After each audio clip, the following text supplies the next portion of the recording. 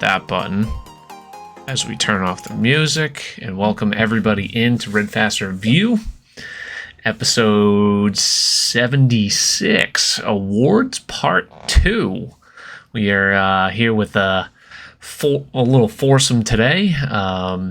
Joined alongside us, myself, is USN, Rob Lobster, and Bear. We're going to be talking lots of football. That NFL Week 1 segment probably going to dominate a good chunk of the pod. Not much going on in the virtual golf community these days. We do have occasional clips and, of course, the award section, which I'm sure people are very interested to hear about. But let's kick it around the horn and start off with USN and see how he's doing after his Bears win week 1.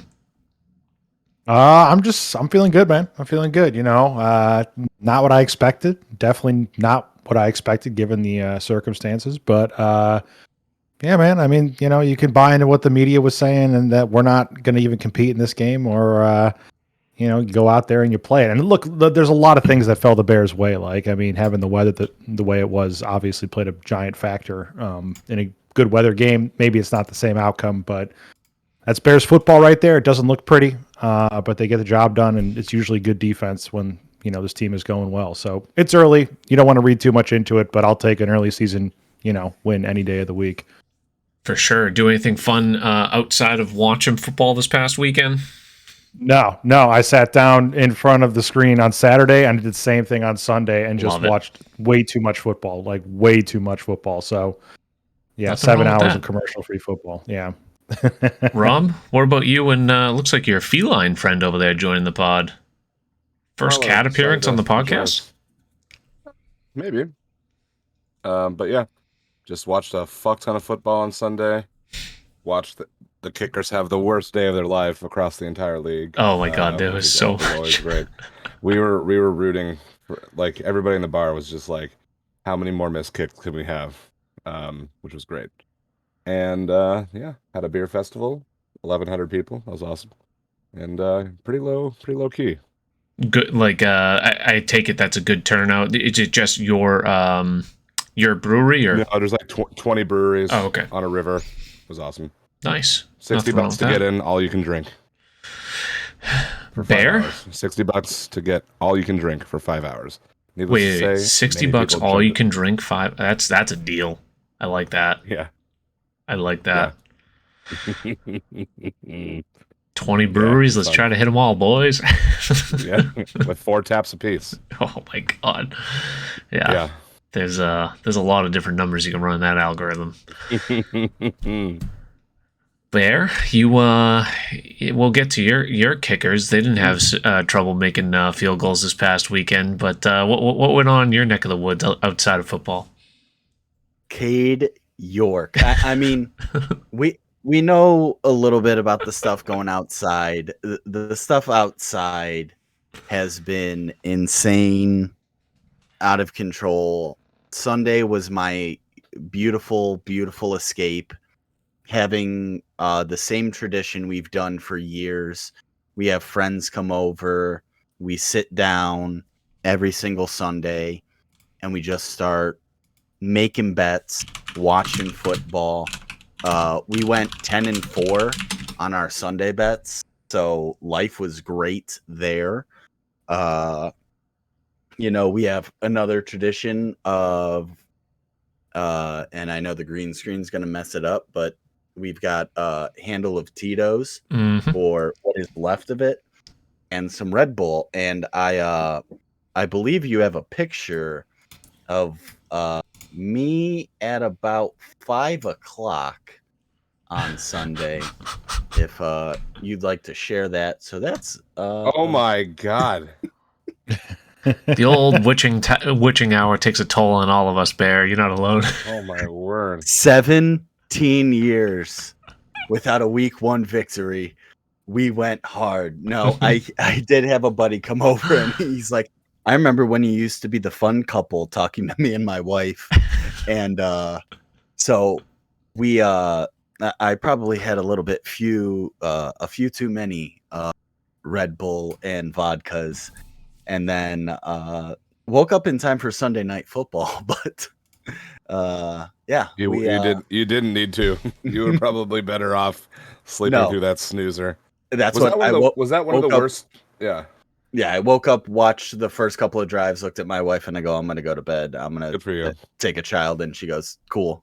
So It is Proud of you. amazing. Like week one was so good, and then that was a letdown. But we'll break it down game by game. I pretty much did the same as all of you guys. Watched a whole ton of football this past weekend. So without further ado, let's get right into the game by game breakdown, if you will. Not going to have as many visuals this time around because the DMCA stuff on YouTube's a pain in the ass. So going to just kind of talk through it as much as we can. Pull up some random stuff on Twitter when we can. But Bills Rams started it off on Thursday. Damn, does the Rams had a big letdown. I would say Super Bowl hangover. You could argue, come out in front of the home crowd, but also Buffalo. Is one of the best teams in the league. A lot of people's pick for the Super Bowl, and they came out hard. Cooper Kupp still played great. Cam Akers was completely absent. And Rob, do you care to comment on Jalen Ramsey's play? Shit.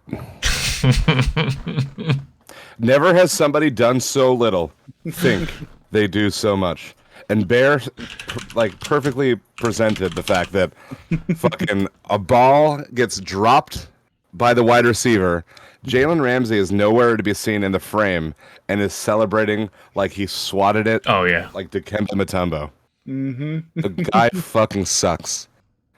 He is the football version of breaking in on a ball over your head in baseball, having to run your balls off, and then making a diving catch to make up for the fact that you fucking suck in the first place.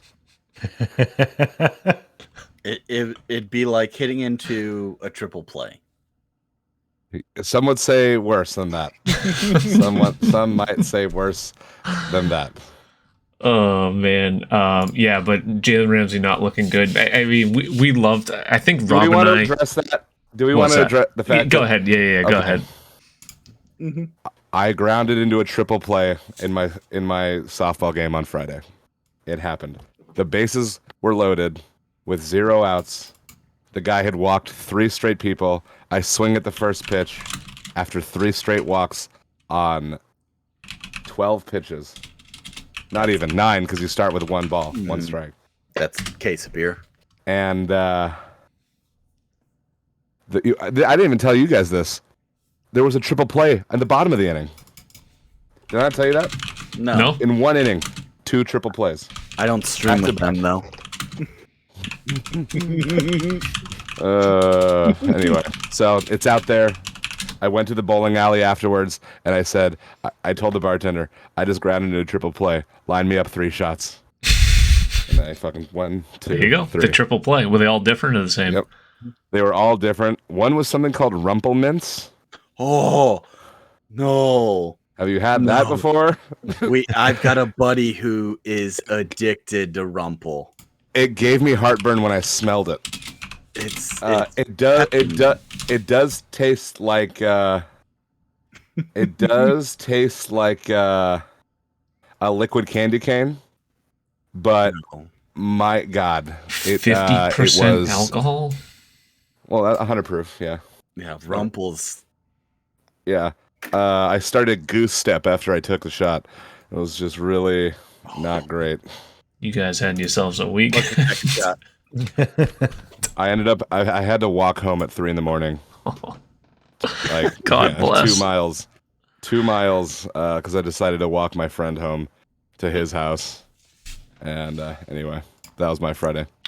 Onward to football. Yeah. Sorry. So, Josh Allen, I would say Still good. scariest player in the NFL right now, at least with the weapons around him. And the team just looks fantastic. I mean, is Buffalo everyone's favorite here in the pod to win? I mean, I know there's a lot of good teams in the league, and anything can happen. But the way that team played and the way they finished off last year, I feel like they have to be favorited in every single game.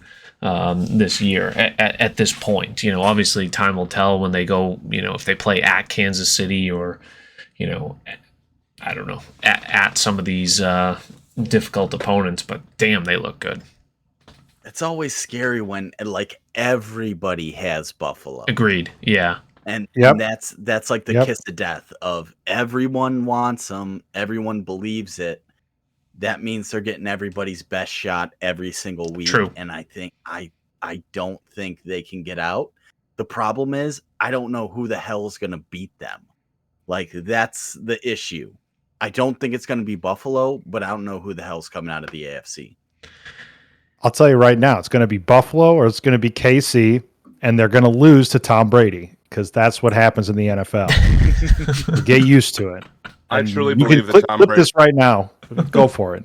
No, go ahead. Tell me when I'm right. No, that's all I wanted to say. You're good. I truly believe with the way I saw Tom Brady that I don't think he makes it across the finish line this year. Really? I don't think he has it in him. Like I don't know. I just the way he's moving, he's throwing the ball excellently, but he's just getting up a little bit slower after he gets sacked. Like there was a sack last night, like in the third or fourth quarter, that like I was like, that I can feel like the pain. It is is something that, like, evidence. even, in the last handful of years as a Patriots fan, late 30s, early 40s, it was like, Jesus, if he takes one bad hit or there's one bad Ndamukong Suh in the division to which he did come to Miami towards the end of his career, I'm like, all needs to happen is one bad play or injury, and I never want to wish anything upon that, but like you got to imagine, even with his TB12 method, he's definitely more prone for injury than others at 45. So, but that being said, as you mentioned, and kind of as USN mentioned, his arm is fantastic, and he has 3 outstanding weapons. Julio looks I mean, we'll get to it later. Like, come on, Julio. Oh God. But yeah. Anyways, I think the Bills have to be favorited until they lose, because that team up and down, and Josh Allen, I feel like he does not want to lose, and the only thing that beat him last year was a coin flip because he was not scoring. If that makes any sense, he was going to score every single drive versus Kansas City the way he was playing last year. So. Is that what happened? They just never got the ball? Correct. Yeah. Yeah. It was a crazy last 2 minutes. Which is like, why what was their NFL length? overtime is still the worst. It's It just is, the worst, man. not to mention it's the like ties. just do what they do in college already. Yeah, I mean, yeah, that too. But you can talk about that, I'm sure, at some point. Yeah. So, all right, game 2. I don't know. I just had it listed the way NFL.com or ESPN, whatever, had it listed. We'll start with the 1:00 games on Sunday. Eagles Lions. I'd say DeAndre Swift looks good. Jalen Hurts has to be probably one of, if it's not Josh Allen, Jalen Hurts has to be the best fantasy value quarterback out there, because he ran it like 15 to 20 times or something crazy. Got to be concerned. Oops, completely was not on the keyboard. Hey, run down. Your Eagles can't cover. Yeah. Come on, man. Come on. Bullshit. That's all I care about this year. It's gambling. Yeah, they got you got backdoored on that one because the Lions came back hard. 17 carries for 90 yards for Jalen Hurts, leads the team in carries over their running back Miles Sanders. So that I get concerned about when it's that high a volume. But, clearly their run game is going to be a force to be reckoned with, over 200 yards on the ground. That being said, I think both of these teams have decent offenses and going to put out a ton of fantasy all year. For those into fantasy, even like A.J. Brown or Amon-Ra St. Brown, going to have both crazy volume. That being said, I don't really know if I like either one of them overall. Like, it's tough to tell. Like, both of their defenses are potentially that bad. Maybe. Like, I don't know. I don't know what you guys' thoughts are on either team or in this game in general. I mean, Detroit continues to be one possession away from being someone that, or a team that people respect, and they continue to fall short all the time. So I think they just need 1 or 2 wins before they pop off. This might be the week coming up because I do believe they're home to Washington. So I could see that being what breaks the glass. It's the same area that the Browns have been in. Until you get to see the ball go through the uprights once, you're always going to think you're going to lose those 1 possession games. And you just got to see it once. Yeah, it is crazy in a game like this how much your mentality plays into it. Because, I mean, the Lions, you're right. Like last year, they had a bunch of close games, right? Like they lost a lot of 1-score games last year. And if you watched any other games, you like probably picked up on that. So like seeing this, first game of this year, they lose by 3 in a game where, they were at some points that they didn't look like they were in it. At other points, you thought, okay, maybe they got a shot. I mean, but just at some point, losing these close games has to take its toll. It's like it's got to take its effect. It wears you down. And like you said, until you actually see your team, like until you have the proof is in the pudding or whatever you want to call it, like it's hard to buy into it and totally believe in this because it's like you're that close, but not quite there. So another tough loss here for him. And Swift is such an incredible player. He really is. I mean, he is something else, man. Just what he does for that offense. I mean, it's crazy. So, and Amon-Ra is a nice receiver. He's turned into a really nice young receiver for them. So, I mean, Detroit's got some guys who can make some plays. Like I look at that Detroit offense, and I think they are more loaded than a couple offenses in the NFC North right now. So For sure. Yeah, not a bad team. Definitely, it's all going to come down to their defense, and like Bear said, actually capitalize on those final plays, like to come back strong like that, show that they had life. I like seeing Dan Campbell and his hoorah, but like, does he know the X's and O's enough to get the defense working? Let's go to the 49ers Bears. We have plenty of insight on this game from both Rob and USN. I'm sure they watched the majority, if not all of the snaps here. But first, Bear had this interesting screenshot from the the sideline at Soldier Field. Who's in charge of this? God. Dude was just That's wasted wild. out there. Yeah. That was a Okay, guy. so See that. let me add some context here. They put down New side. Yeah. No, I'm not saying it's not a professional job. If fucking Reynolds and Rob what's his fucking bucket can get new sod installed correctly for Wrexham football team, then you guys should be able to do that in a fucking America. It's someone from Rob's Beer Festival that flew out for the game and was hired to do the job. But so this game was played in an absolute monsoon. Did it let up at all? All the highlights I saw was pouring. It got worse. It got worse and worse throughout the day. Well, actually, I thought it got better. Well, it got really bad before the game. Then the game started. It was kind of steady, kind of wasn't going too crazy. And then fourth quarter, it just got like monsoon again, like but was pregame. Yeah. So I remember seeing the highlights then. You couldn't even see through the camera lens. I don't know if that was on the national broadcast. they had to superimpose the lines on Fox for the field. Is that true? Oh, I didn't know that. I didn't notice that. For the last 3 minutes of the game, yeah. Here's the thing about weather. We're playing in the same fucking place. Oh yeah. And that's why. What? No, I agree. Yep. We're playing in the same weather. That's why I have no problems with the fact that fucking Yankee Stadium is a fucking minor league right field, right? Like we're all hitting balls at the same place. We're all throwing balls at the same time.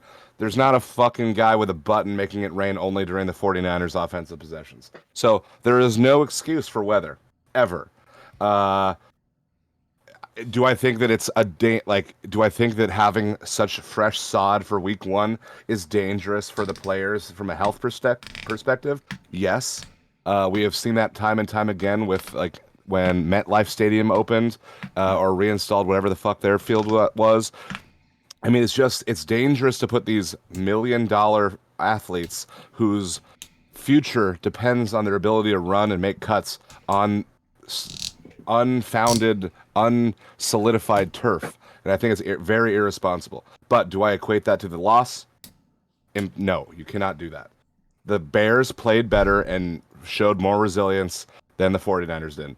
End of story. What Fuck field Justin can Fields. the Niners play on where they won't get hurt?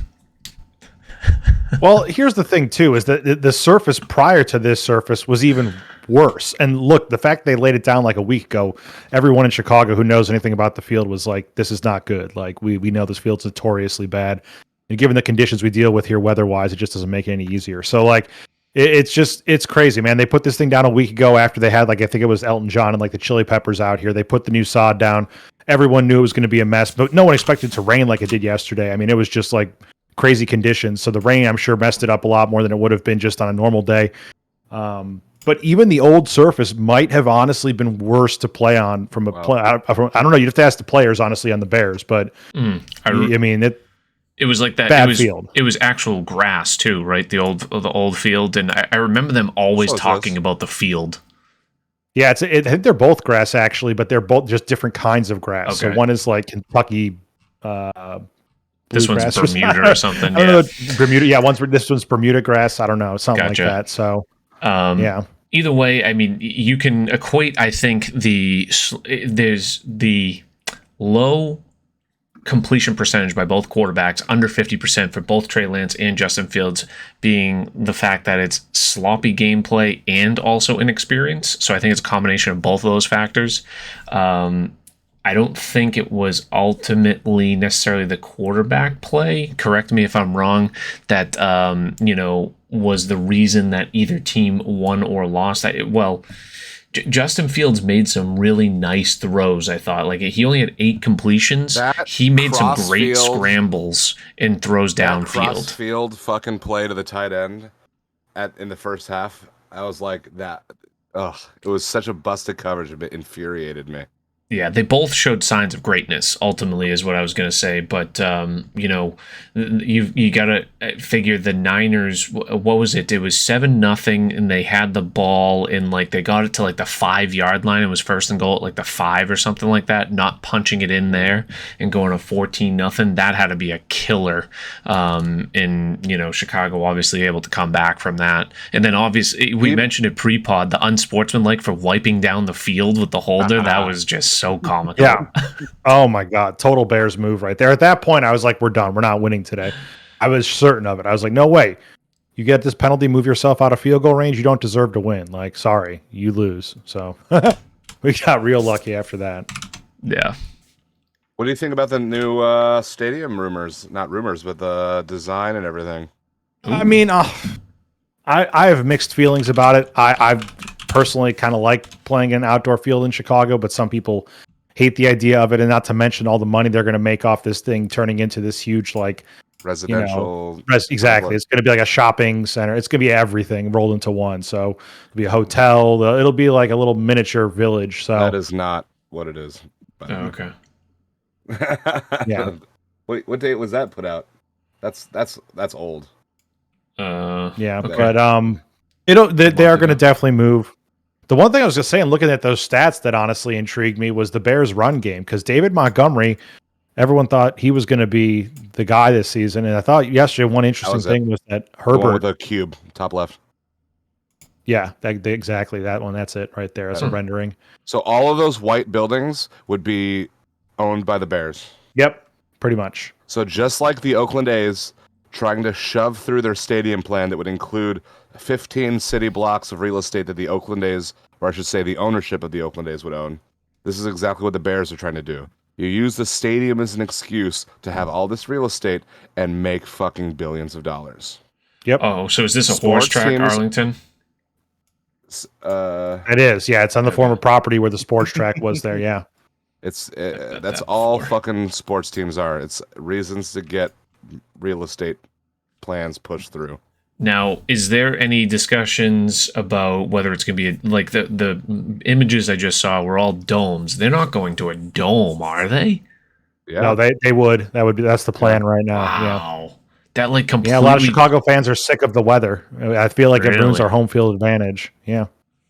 They don't like the. I figured the weather is like a key A component. lot of us yeah. do. I love it. I mean, yesterday reminded me why I was like, this is bear weather. Like that's what Right. that is, man. Right. I'm gonna miss that. I've sat Millennials. out there in some cold games. Like it's part of being a Bears fan, man. It's a rite of passage. You got to sit out there when it's miserable and you're losing, 41-0 to the Patriots. Mm-hmm.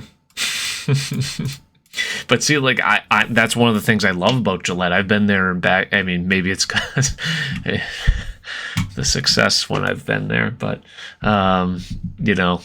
it's it just adds to the atmosphere. That's a thing. Like same with like Lambeau. Like, could you ever imagine the Packers playing indoors? That just seems wrong. I don't know. Maybe it's just old school train of thought. Can I quickly ask Rob, what do we think about Trey Lance here? Why you're not obviously panicking after one game? I mean, he gets back George Kittle obviously at some point here.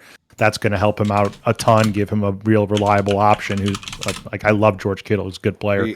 His fourth quarter this is what I told the bar. I had like 30 people in the bar. It was awesome, which doesn't sound like a lot, but when you only have like 15 stools inside, it's really good. But that interception he threw in the fourth quarter where he just underthrew and did a panic throw and got picked off. I go, those are the throws that they show on the news that makes people fucking question your ability. Right? It's all it takes is one stupid throw like that, and it's unfortunate that he will be measured by it. But those are the throws that the casual fans go, oh, I saw him throw this interception. No, he's not a good quarterback. Like, it was that bad. Almost as bad as the fucking the Lawrence interception at the end of the game last night too. It's just really, really, really unfortunate. He has my complete faith. I'm not one of these people who are going to pull the cord and say go back to Jimmy anytime soon. But yeah, he has a lot to prove, a lot of room to grow, and hopefully having a little bit better weather and some time to reflect and learn from his mistakes will help him out before a big divisional game next week. Yeah, and I like him too, man. Honestly, I saw some of the throws he made yesterday are really good throws. So I think people who are already like questioning, it's like, and dude, he's mobile. Like he can move. Dude can take off. Every time he took off, no one could catch him. And then on top of that, like, it was weird. It was just a weird day with the conditions yesterday. Like, I try not to read too much into it. If I was a Niners fan, I would be like, it sucks, but like, these things happen. Like, it's just a weird outlier game, hopefully, and it won't be how the majority of your season goes, I don't think. And the thing is with like Jimmy G, it's not like, oh my God, the grass is so much greener on the other side. Like, you know what you have in Jimmy G. Like, you know what he is. Like, yeah, he'll be good sometimes, but he'll also be not so good sometimes. So it's like, might as well go with the young stud who has the ability to run in today's NFL, which you need. And like, he can play, man. Trey made some really nice throws yesterday, and he didn't even have his best like tight end. Like, give him Kittle back. There's so many excuses. Week 1, injuries, weather, and like, it's not like you want to use them, but like, give him time. You know what I mean? Ultimately, time will tell. Give him a half dozen to a dozen games, and you'll get a real feel of Trey Lance. I'm on the same boat as you guys. If we see trends, that's a problem. Mm-hmm. If it's outliers, we will grow from them. There you go. Love you, Dango. I mean, this is really his rookie season. He didn't play last year except for in 2 games, so this is his rookie year basically. Like. Yep. You got to kind of remember that, right? Alrighty, let's move on to perhaps, I would argue, the best 1 o'clock game. There was a lot of good ones, but this Steelers-Bengals game, and I know Bear was rooting for a tie because he wants them both to lose, was unbelievable back and forth, especially at the end of the game. So just kind of give a brief summary. Bengals had a bunch of turnovers. Like, the first throw of the game for Joe Burrow was a pick 6 to Minkah Fitzpatrick.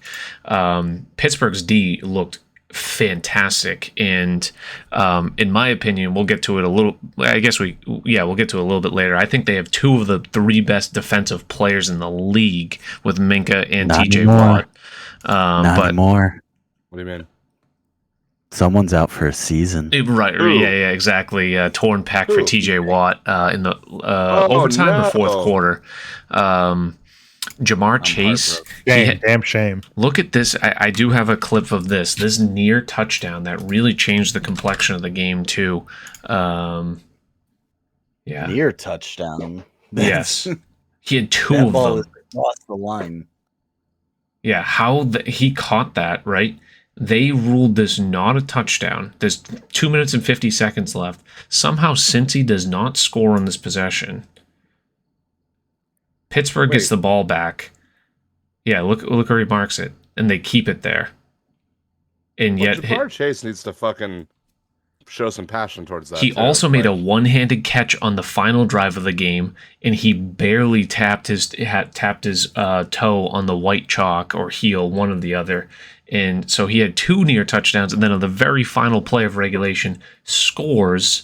It goes to 2020, and then Minka Fitzpatrick blocks the extra point to tie it 2020 going into overtime, which was just What a something fucking play. special. What's that? that was such a the place. The bar went fucking crazy when they blocked that. Game. Oh my god, that was Yeah. like just because that drive was insane. Everything leading up to Cincy actually scoring that touchdown, there was so much anticipation for them to get the touchdown. Then finally, on the last chance, they get it, and the fact that it goes to overtime, like yeah, there was a bobble snap. It's not all on the kicker, and it wasn't all on Minka Fitzpatrick, but the culmination of all of those events, and then 2 missed field goals, a missed field goal by Cincy in overtime and a missed field goal by Boswell, only to lead up to a Boswell field goal as time expires. Just a very, very impressive win by the Pittsburgh Steelers, and their defense really, really looks scary good. However, as Bear mentioned, they're losing their arguably the best defensive player of the league. I don't know if they've confirmed the torn pec yet, but it's almost a certain thing. Like he basically was voicing, "I tore my pec," coming off the field in TJ Watt. But yeah, I don't know if you guys had any particular thoughts in this game or on either team. Mitch Trubisky. Yeah, Mitch. That's all I'm going to say. He's not good. He's not bad. He's just Mitch. That's what he is. So, hey, somehow when you have a good defense and, you're able to use the clock pretty well, Mitch can keep you in games.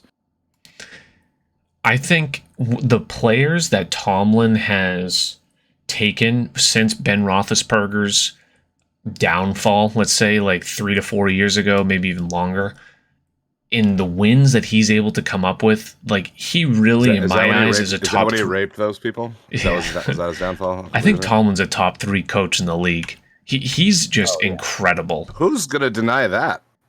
I mean, how can you deny it? Like, I would even be. Oh, did we lose Bear? uh-oh. Did No. we? No. Oh, okay, he's we're back. good. He's Still back. here. Yeah. You lagged hard, and it did a little fast forward motion. It was kind of cool. Mm. Do it again. Pull your cord. Oh yeah, you want me to lag for you? You dirty girl. Sorry. Yeah. Okay. All 3 of us headshot. But like, yeah, I think it's Belichick, John Harbaugh, and him right now is like my 3 top coaches in the league, and he's just continues to impress me year after year. But anyways, What did you say, Bear, when you lagged?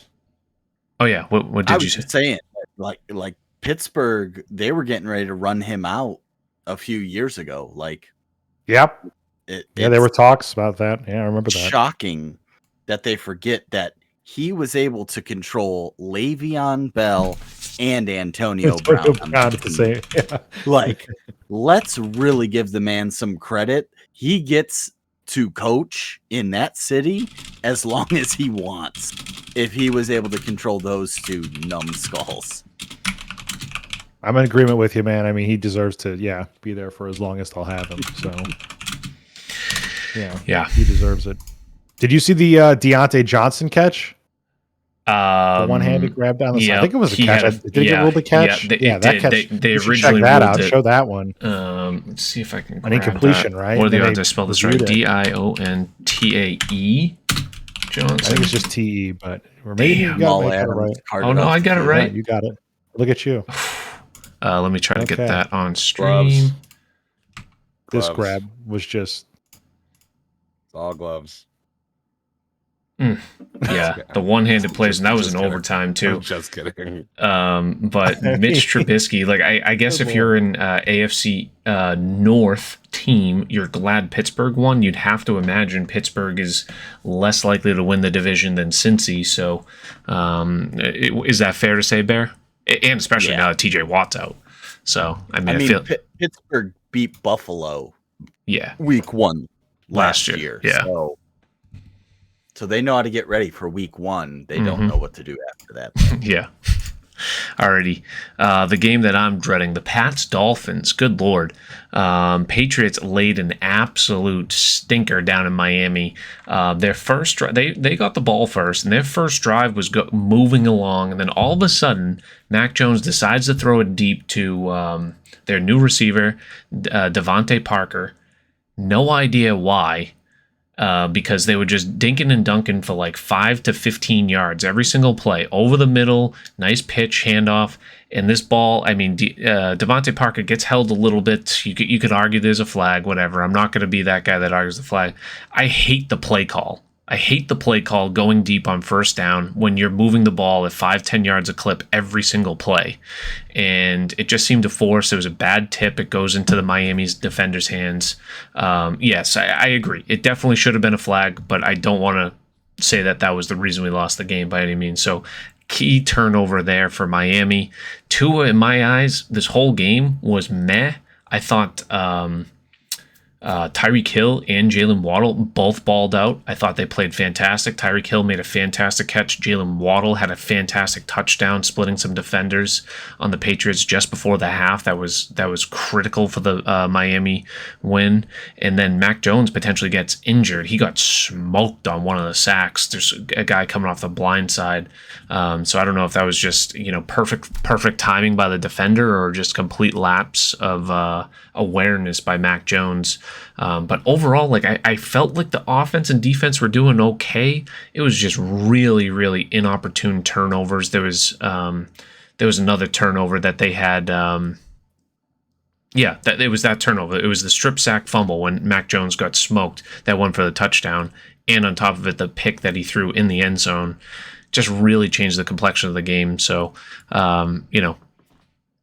I just feel like it was a handful of fluky plays more so than anything. Overall, like I felt, the majority of the game was relatively even. Both teams had a good amount of good plays, and the quote-unquote fluky plays went on Miami's side, and those games are going to happen. I don't think either team is overpowered on talent, though. I don't know if you guys caught any of the game or were you guys were watching your own teams. You catch any of the highlights or have any opinions? I didn't see a second of that game. Fair enough. It felt like Miami was prepared, and it felt like the Patriots were just like, it's week 1. Yep, like going through the motions. It's already. what Belichick always does. It feels like the first 4 or 5 weeks he's tinkering with different things. Which running back does he want? Which wideout does he want? And then all of a sudden, they get into the meat of their schedule and they're competing. So I was annoyed because Belichick had a really good record against rookie coaches, but I mean, maybe McDaniel is legit for Miami, and that's all they need. So the only thing uglier than what you're about to show is one of the passes Tua threw yesterday. I don't know if you can look that up as well at some point here, but he threw one of the ugliest passes I think I've ever seen to a wide open Tyreek Hill. I'll say this.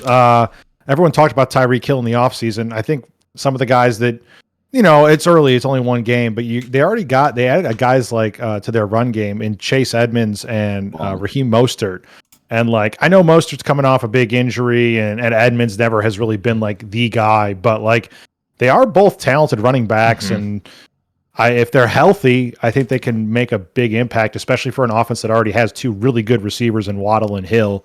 Yeah. So this offense has the potential to be pretty dangerous. It's just crazy that what holds them back is actually the quarterback and his inability to run this offense the way he had some really wildly inaccurate throws, in my opinion. He had a great throw on the touchdown to Waddle. I will say that. He nailed him right in stride. He had a couple good ones too. But even the Tyreek Hill one that should have been an interception, Tyreek Hill somehow 5'10", goes up there and grabs it out of the Patriots defender's hands.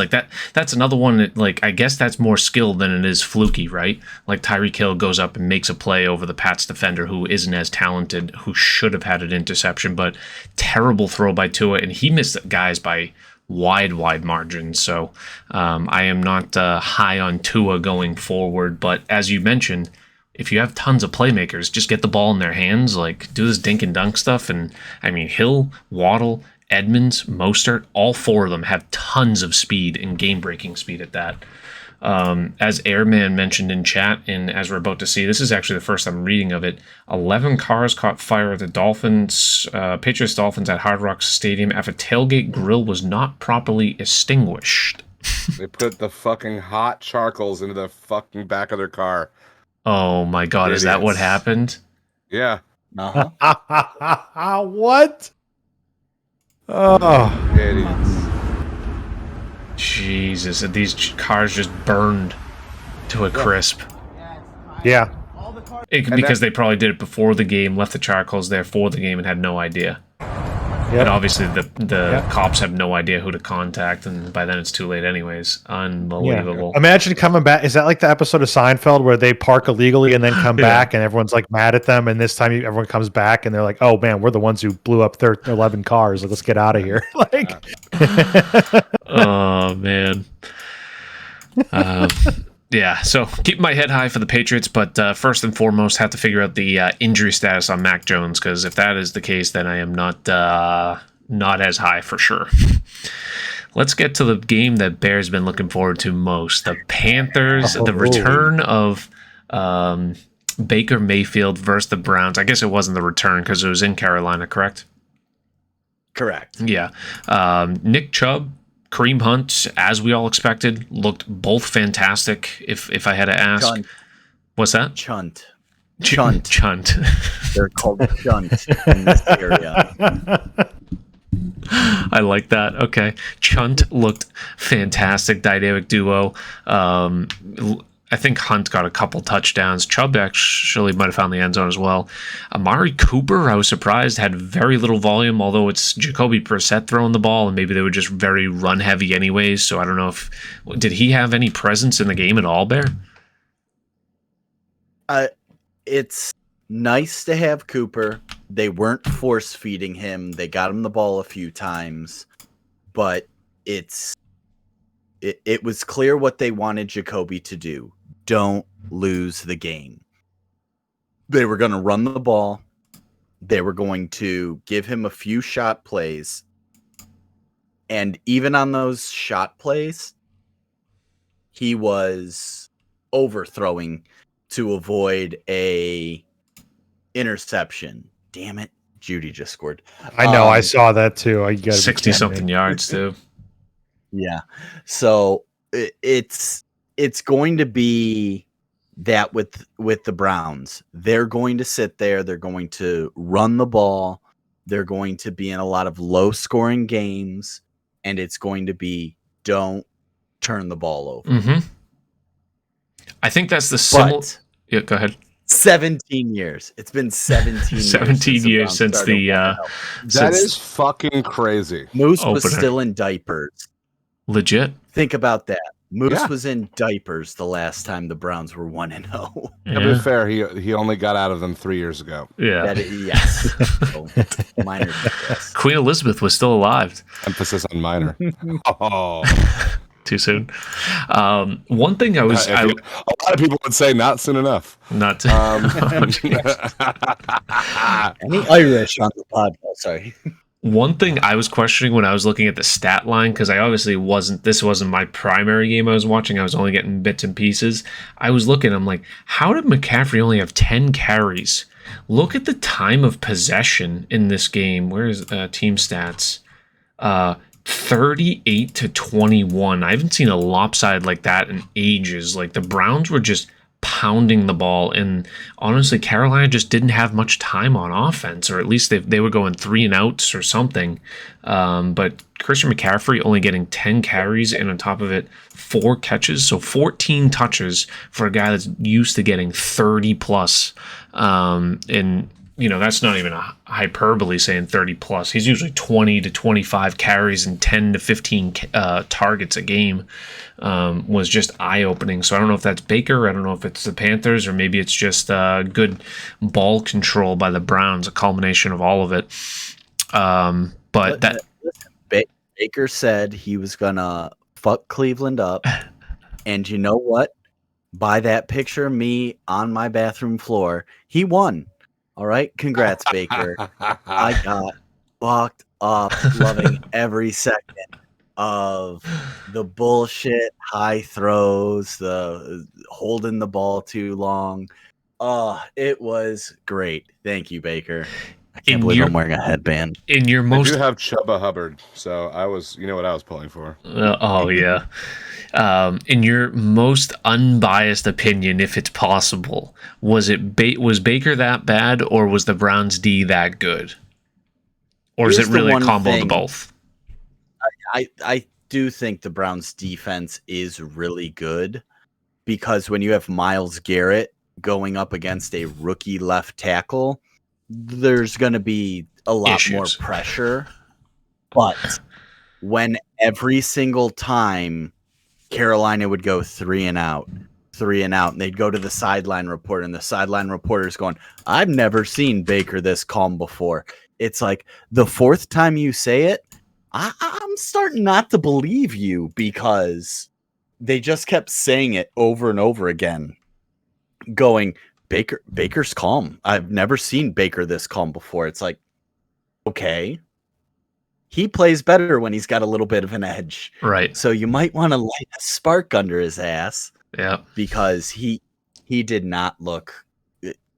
I mean, he looked like he has for the past year and a half of happy feet, pat the ball. If his first read isn't there, everything is just going to shit. Mm-hmm. Cade York, though, how about that? Oh, The size of the cojones on Cade. massive ball.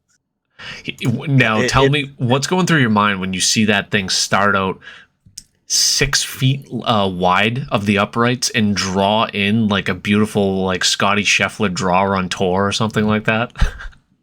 Well, the first thought is, oh no, we suck again. Like it's the Detroit thing. I've seen that kick miss so many times that you just go, all right, load up the next drink, get ready for the fours. We're gonna, like Bear couldn't even hear the celebration over the ice dropping into the bottom of his glass. Like, that's the craziest part. This ball is going. Oh, it looked so bad initially, right? Like, how do you not think that's going like 13 feet wide and then just beautiful draw right down the pipe? That's crazy, dude. That's such a crazy kick. Good from 74, I've heard. I've heard. Is that true? Is that true? No. Oh, Not at all. What the fuck? Not at all. Alrighty, let's run through some other games here. Colts Texans. Not that anyone is that into the Colts Texans game. Who gives a fuck? Okay, yeah. Well, we had a tie. Even more of a don't give a fuck. I've been on the bandwagon of getting rid of the NFL overtime rules for so long.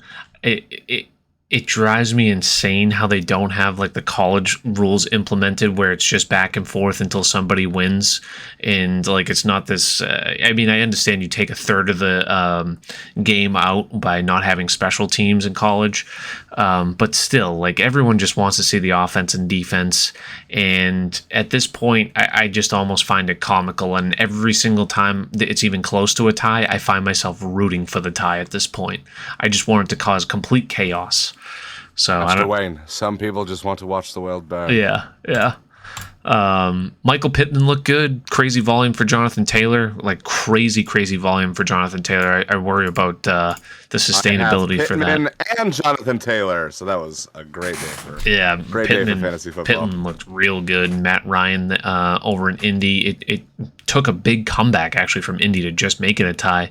Davis Mills actually looked surprisingly good. So maybe he's Houston, not bad. I've been telling people, man, he's not. He looks goofy, but he plays pretty good football. So how did we not do a Red Fast Review Fantasy League this year? Well, I'm in the USN Fantasy League, but yeah, I know we should have had a Red Fast. How are you doing over there? You still going to win this week? I saw you were ahead at one point. let's take a look. Looks like we're wrecking Bulldog right now. Thank you for asking. He has 0 people left, and I have Russell Wilson still playing. You might go for high score if Russell goes off here. You might. Yeah, looking pretty decent so far. Devontae Adams and AJ Brown helped that quite a bit. Anyways,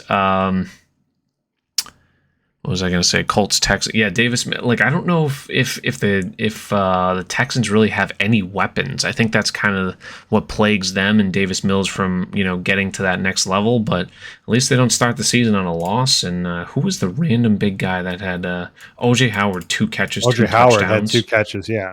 But he was targeted like a total of 2 times, and they said he wasn't on the field for a lot of snaps. So it just it was a fluke thing. I wouldn't read into that from a fantasy perspective because everyone's going to run out and get him.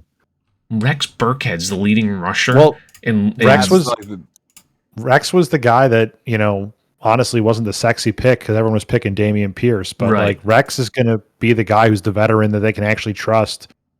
And I don't know. I'm not telling you they have a good offense because they definitely don't. But Brandon Cooks is still pretty good, man. 7 receptions for 82 yards ain't terrible. Some weeks he'll have a touchdown, some weeks he won't, like this week. But he's not a bad player. Oh yeah. Alrighty, Saints Falcons. That was actually an interesting game too. So another couple new quarterbacks in new teams. Jameis Winston for the Saints and Marcus Mariota for the good seafood in New Orleans. Falcons. Yeah, goes to show you how much these teams. Do we think either one of these teams are going to be any decent at all this year? Falcons definitely not. Falcons no. Yeah. But Saints, I don't know, man. The Saints are weird to me. You still got Kamara. Michael Thomas got 2 touchdowns yesterday, starting maybe look like Michael Thomas again, which would be huge for them. Olave, I really like as a rookie. I'm not telling you they're going to be great, and I do think the Bucs are the team that win that division, obviously. But, but I mean, who knows, man? Jameis can sling it. I mean, the guy can throw for days and days and days. They have playmakers. I mean, if you factor in Taysom Hill, Alvin Kamara did very, very low volume yesterday, surprising on that front. But Jarvis Landry showed up much more than expected. 7 for 114. Michael Thomas, seeing him back and getting 2 touchdowns, and as you mentioned, Olave. They have talent out there. It's just a matter if they can put it all together. Squeaking by and just barely beating the Falcons, I think it's concerning. And as you alluded to, I think it's the Bucs division to lose. Falcons, I mean, you're looking at Cordarrelle Patterson as a good fantasy player. Maybe Drake he keeps producing. Yeah, maybe Drake London comes to something. The only question I have on the Falcons is Kyle Pitts almost a bust at this point? He makes so many great plays, but his volume is so low at all times. I feel like it's Madden had him as Mad Moose streaming. Madden had him as an X factor last year over. I'm just getting that now. Madden had him. But you're right. No, he doesn't get a lot of targets. And they didn't have a Jamar Chase or a Justin Jefferson or any of these stud rookies. This was the guy that they chose. If you're, what was he, 4th pick in the draft? He's got to be targeted 12 times a game minimum. I feel. You think so? Especially because they don't have other options. Their only other option is Drake London, really. So just very, very surprising on the limited usage. I mean, he did get 7 targets, but 2 for 19. The amount of games he's had like that are very, very surprising. Anyways, one more. Or no, we have 2 more at the 1 o'clock. Ravens Jets. The return of Joe Flacco. Who thought Joe Flacco was going to be playing in the year 2022? Not me. Just seeing him playing, I think, is just comical. I think we all knew the result of this game before it even started. Ravens end up taking that one to the bank. I can't see the Jets having a good team, and I also think the Ravens have a solid team, but it's hard to put any weight into this game because I feel like you have 2 teams on the complete end of the spectrum. Jets are a bottom of the barrel team, and then the Ravens are probably a top 10 team in the league, somewhere around there. So it's really hard to judge, and they took care of business. I don't know if there's really much else to say about that. Yeah, no, I will say, everyone who wants to keep talking all these years later about Lamar can't be a quarterback. Oh, he's a running back. Like, man, he threw some. I know it was the Jets. I get it. I understand. It's the Jets. Whatever you want to say about them being terrible, it's probably true. But I mean, that dude threw some real nice passes yesterday, and Duvernay came out of nowhere for them. I don't think anybody was betting on him to be the guy there. Everyone was going on Rashad Bateman for fantasy, so which is fine, but that just goes to show you that all the speculation in preseason for fantasy. I mean, and look, it's one game. Maybe Duvernay doesn't have 2 touchdowns in another game for the entire rest of the season, but it's good to see that he's got some other help out there, because once they lost Hollywood Brown, you're like, who the heck is he going to throw this to besides Mark Andrews? So 59 attempts for Joe Flacco. He's got to be icing the shit out of his arm today. His arm fell off after that. Yeah. How old is Joe Flacco? 37. Too old for. Yeah. 2, exactly. Oh my god. Yeah. Brees Hall, good volume though. Even though they didn't run the ball, six carries for 23 yards, but he had 10 targets, which I thought was interesting, which led the team. So he could be a nice fantasy rookie out there. PPR guy, Yeah. Jags Commanders, another game. Like, I think we all think the Jags are going to be terrible, probably yet again. But we kind of want to see how Trevor Lawrence is going to do. He throws the ball really well. Like, I feel like he's kind of stuck in a situation where he doesn't have the playmakers around him. Like, there's not that much talent on the team. James Robinson, Etienne are okay. He has some more names this year. Christian Kirk was a big signing in the offseason. They dumped a boatload of money to him. Zay Jones, like, had a good game. Yeah, 6 for 117. Zay Jones, like, being the number 2 though, like, he was nothing in Buffalo and like not that great in Oakland. Like, I mean, I guess they have a lot of average names, but they don't have that like standout playmaker to go along with Lawrence. So I feel like that's going to kind of limit the Jaguars as well as their defense. But the Commanders, Carson Wentz, 4 touchdowns. He had a solid game. Antonio Gibson had some great volume. And Jahan Dotson, the Penn State rookie, coming up with 2 clutch touchdowns, making a real nice grab on the second one. Commanders barely take the game.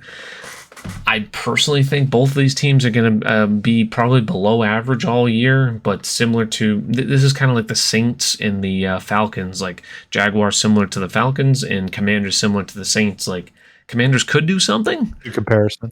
But probably not. Like, I don't know, but like the NFC East isn't all that great, especially as we get to the Dallas Cowboys and what happened last night. Like, the NFC East might actually be wide open.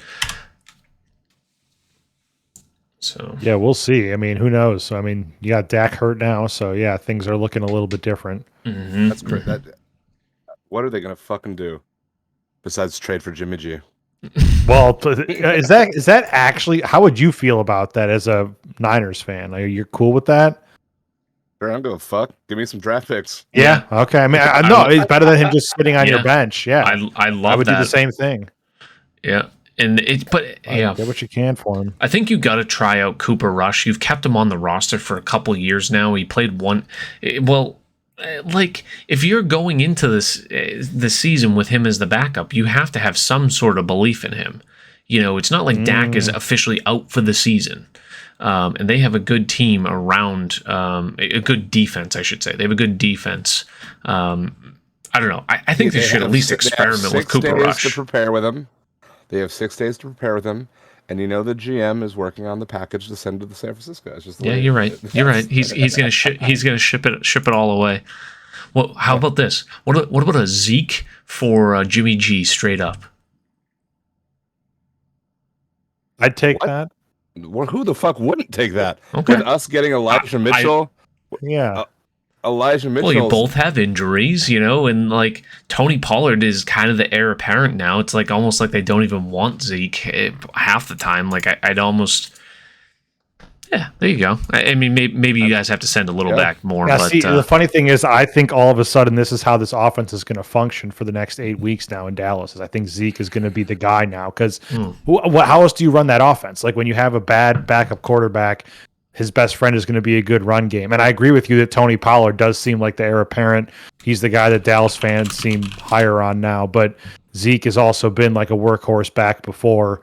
And like, I'm not saying they're going to feed him, 25, 30 carries a game, but you might see Zeke start getting a chance to produce here a little bit more. I mean, I don't know what their opponents are like either. A lot's going to depend on their upcoming schedule and who they're going up against, but they can't throw. I mean, they couldn't throw with Dak. I don't know how you're going to throw with Cooper Rush. Like, it's not going to change anything. It's only going to make it worse. I'm just saying, he had one game last year, and it was good. He threw for 400 yards and 3 touchdowns and over 100 quarterback rating. Like, was that like the last game of the season though, or was that in the middle of the season? It was a Dak injury game, and it was in the middle of the season. I remember it was like a Monday night game. It's not bad then. Yeah, no, not bad stats. Yeah.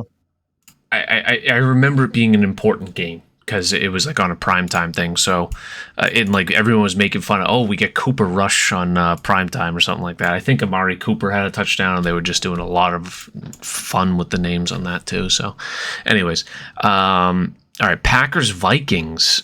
This is going to put a smile on your face, USN, seeing Aaron Rodgers struggle as bad as he did. I mean, at the same time, the Vikings are doing well, so like, how much enjoyment can you have? But first and foremost comes Aaron Rodgers' demise. So the Vikings haven't really done anything to really hurt you over the years as much as Aaron Rodgers has.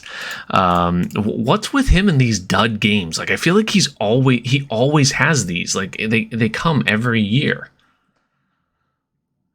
Yeah, they do. But this year it's different, man. This year it's different. You look out there, you see the way he's looking around, being like Sammy Watkins, like he's still like Randall Cobb. That's who I'm still working with is Randall. All these years later, you haven't got me anyone better than Randall freaking Cobb. Like, hey, Randall Cobb was good at one point. Don't get me wrong. That guy would tear teams up.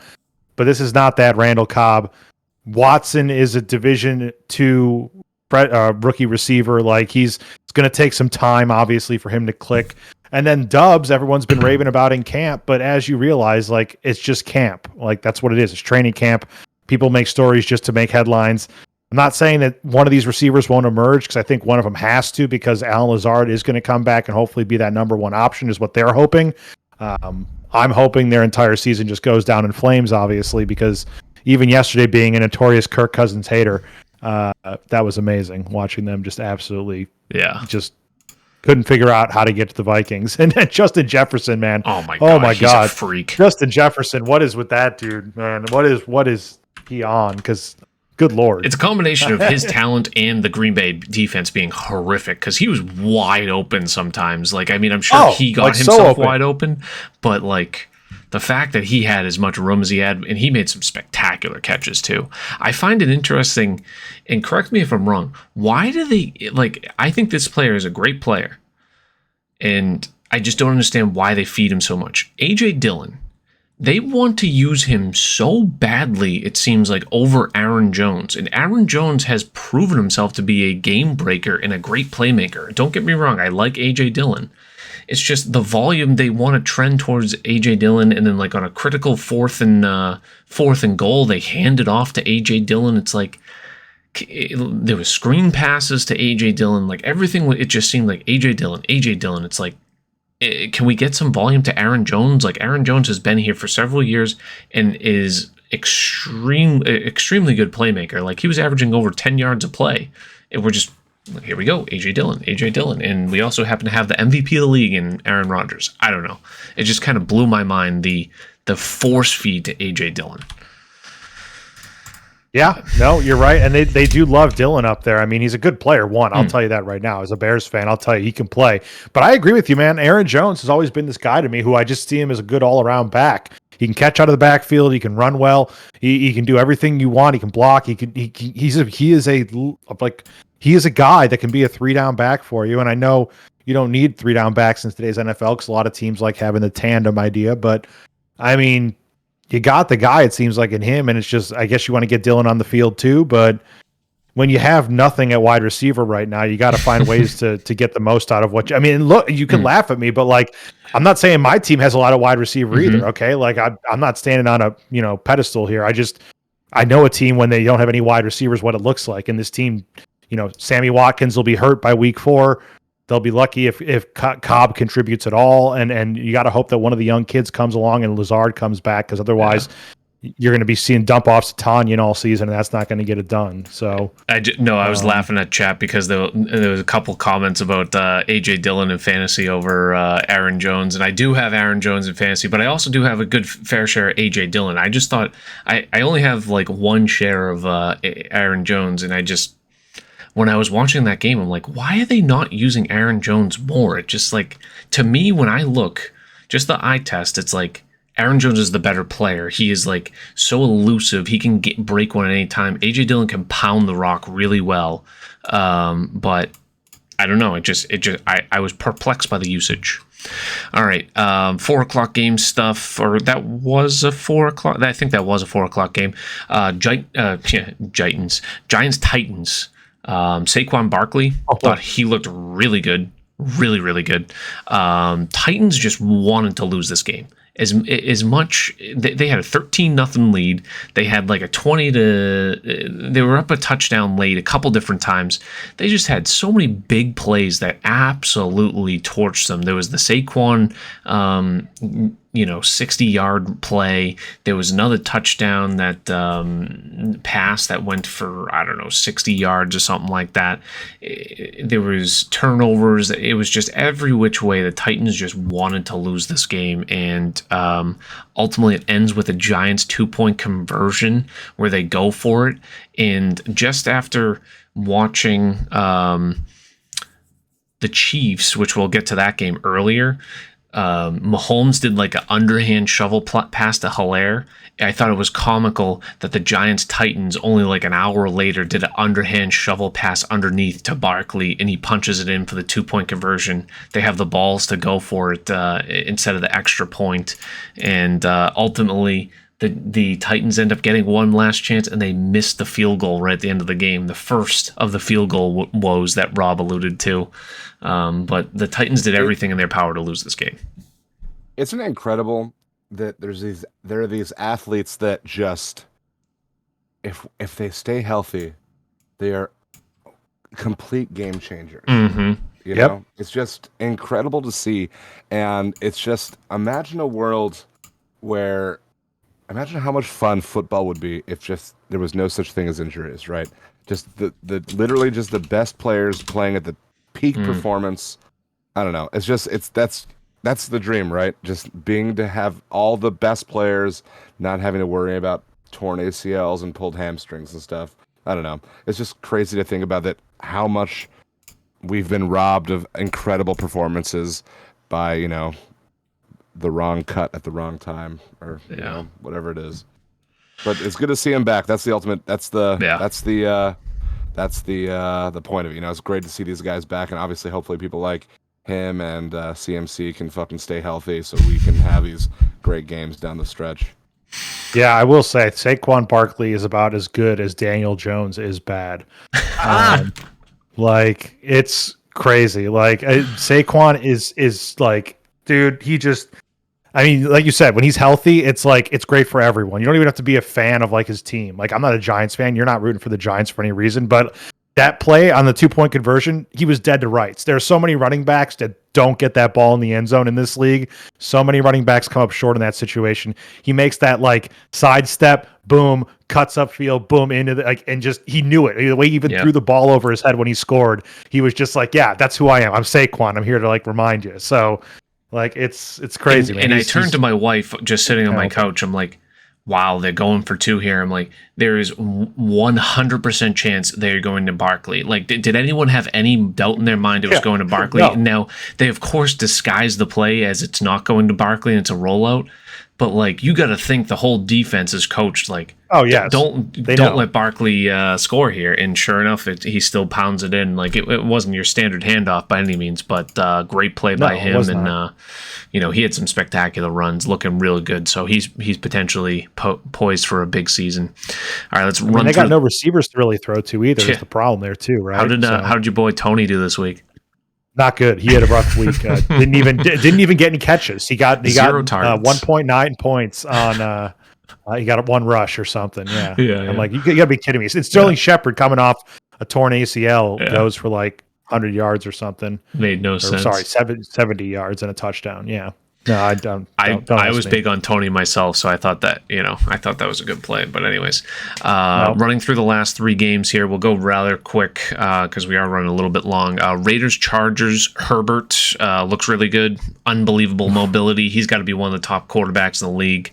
The Adams Carr connection, clearly legit. At Devontae Adams solidifying himself as one of the top receivers in the league yet again. Like if there was any doubt, it was Aaron Rodgers that made that happen. It is clearly Devontae Adams being an absolute beast with some spectacular catches and spectacular moves. And Carr, the only other point I had was Carr just kind of had some questionable throws. I think he's had that his entire career. Like there was a ball deep he threw to Adams in double coverage that Samuel picked off. That was a really big game-changing point of the game. I don't know. Like, is Carr the guy? Like, Carr makes some really good throws, but he also just makes some questionable decisions. I feel like every game, and that's ultimately what is the Raiders' demise when they do fall. Yeah, I mean, you're not wrong. He's one of those guys that has all this talent, and we all see it. Like, we know he can be that good, but then some days he just, for whatever reason, just doesn't display it on the field. So this is the year for him, really, where it's like, no more excuses, dude. You've got 2 good receivers now in Adams and Renfro. I really like Renfro. I think he is like a really, really good receiver. And then you got Waller at tight end. I know the run game isn't necessarily the scariest run game in the league, but Josh Jacobs is competent. So, like, yeah, man, like, if you're not going to do it with this supporting cast, like, when are you going to start winning games, right? I mean, look at what Adams did. Look at that. 10 receptions for 141 yards. Like, that's crazy. 17 like, targets, too. I mean, yeah, nuts. He half of the volume. He threw the ball. And I don't blame him for doing that. I think it was probably the right thing to do, and you're going to have to see that in a lot of games. But if it's not winning you games, you're going to have to reevaluate. So, yeah, we'll see. Yeah. So, yeah. All right. We'll continue through Chiefs Cardinals. There's honestly not much to say there other than the Chiefs still look good. Mahomes looks good. Doesn't matter that Tyreek Hill isn't there. They clearly can still play elite level football. I think the Cardinals might be one of the worst teams in the league this year. They don't have Hopkins for 10 games and 6. Okay, I thought it was longer. Yeah. 6 games. 6. Their defense, they lost Chandler Jones. I mean, I don't know. I just feel up and down other than Kyler Murray. Like, Kyler Murray obviously is that highlight type person. Who is he going to throw to? Who is he going to make happen? Chase Edmonds no longer there. Is like James Conner like really going to be enough? James Conner's pretty. I think he's pretty good, man. Honestly, like I agree with you. I think the Cardinals might be one of those teams that kind of underimpressed this year, but I do think James Conner, there, at least from a fantasy perspective, there's something to buy into there. I mean, what competition does he have really immediately? True. Like, oh yeah, fantasy like, value. Absolutely. Benjamin, but like, yeah. But I mean, yeah, when you're talking about real life, this is a team that a lot of people had a lot of expectations for, and they might not live up to that, man. Unfortunately, with some of the things they got going on. So just yeah. I mean, it doesn't help that you're playing Kansas City week 1, but time will tell. Like, when they play a mediocre team, let's see how they do. Know, Kyler Murray could certainly go out there and win a game, but and no Christian Kirk anymore either. It's just like another guy. Like, I don't know anyone. Did they add anyone that I'm forgetting? Like, it's just, I feel like it's all losses and no one that they even really added. Who did like? They added Marquise Brown. That was that's right, addition. Hollywood Brown. Yeah, Hollywood Brown was there. Yeah. He caught a touchdown at the end of the game yesterday when it was meaningless. Greg Dortch was the leading receiver. That goes to show you who knew about Greg Dortch before yesterday. No idea. One of the guys on TikTok who was on one season of Last Chance U, one of the coaches from Last Chance U, he was doing like a film review session of like, here's why Kyler had the stipulation in his contract that he had to have film study every week, and he breaks it down, and he's like, even a quarterback who is like brand new to the game should understand this concept, and like Kyler completely doesn't like pick up on like this blitz that like was super obvious it was coming, and like it's crazy, dude. You're like, wow, okay, so like he actually needed this film study maybe, and like it was there for a reason, is what I'm saying. It's like, crazy to think in less than a year, like they were 8-9-0 last year. They were considered one of the best teams in the league.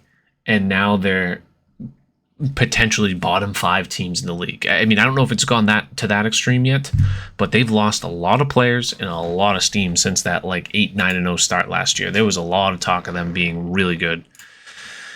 Zach Ertz might save his career though, so that's something. I mean, everyone thought he was done in Philly for good, and he's actually done all right down here. So I mean, only had 2 catches yesterday, but almost for a tutty. So he keeps making himself valuable down there, at least from a fantasy, And then last but not least, I mean, maybe it was least by the overall performance, Bucks Cowboys. Both defenses, I would say, are solid. Up and down, and this is where I would say I alluded to 2 out of the 3 best defensive players in the league. Micah Parsons is just an absolute force. Like between, I think it's between. He got smoked by Leonard Fournette. Yeah, he did, dude. It was great. Did you see the Twitter beef today? Oh my god, they're going back and forth right now. It's fucking great. They are going in on each other right now, dude. Oh, that USN laugh just fucking tickled me really good. It's great, dude. It's just There's something great about millionaires playing a game. Just is that a dirty play? No, that was the play. No, is that a dirty play? Oh, dirty Micah play. thought it was a dirty play. He's like, that's what I'm saying. Like, No. It's a chip block, right? I mean, that's like a pretty standard. Yeah, I mean, you double team guys all the time. Like, you know, right? Like you're helping your tackle out. Now, I wouldn't go bragging about it necessarily, and I think that's what the problem is that this thing got like brag about it. No, he didn't brag about it, but like it got posted by every freaking, blog and like, Bleacher Pro Report and Focus ESPN. Doesn't need to post that. Yeah. Like, okay, yeah, you get double team. Like in Hard Knocks, I don't know if anyone watched. Like Aiden Hutchinson got absolutely smoked by TJ Hawkinson week 1 because he had like a random chip block on him because he didn't see it. Like the best players in the league have these woes of plays, and especially if you're getting double teamed like that, like you're not always going to see stuff coming. So the fact that Pro Football Focus like Leonard Fournette made like a great play. If that was 1-on-1, he did that. Okay, great, but like. Micah Parsons still, in my opinion, one of the best players in the league. Did he have a couple sacks last night? Like I feel like he's incredible. Yeah, he's all over the place. He's an incredibly good young player, and it's crazy because that Dallas defense was so bad for a long time, and they're not great now. But I mean, look, you only gave up 19 points against a like Tom Brady and them had to settle for a lot of field goals last night. If you had told me the Buccaneers don't score over 20 points in this game, I'd tell you right now the Cowboys win. They were the highest scoring offense in football last year, even with losing Amari Cooper. Whatever. If you told me Tom Brady and the Bucs scored 19 points, I'm like, oh, give me the Cowboys all day. Exactly. You had to think the Cowboys offense do a little bit better, and I think that's ultimately where it's all the question marks lie, and we kind of alluded to it earlier with Dak's injury. Who knows what direction they'll take? Are they going to go after someone, or are they going to go for Cooper Rush? We'll see week 2, or actually we'll know from Jerry Jones within probably, 20, 30 minutes from now. He's not going to let it go more than 24 hours without addressing the quarterback situation, right? No, that's for sure. It'll be all the talk of the town. Alrighty, let's kind of run through the rest of the items for today. Community Corner. Do have some clips, PGA stuff for the week. Not too many, and then we'll get to awards. Let's see here. We have a clip from Shadow the Typo.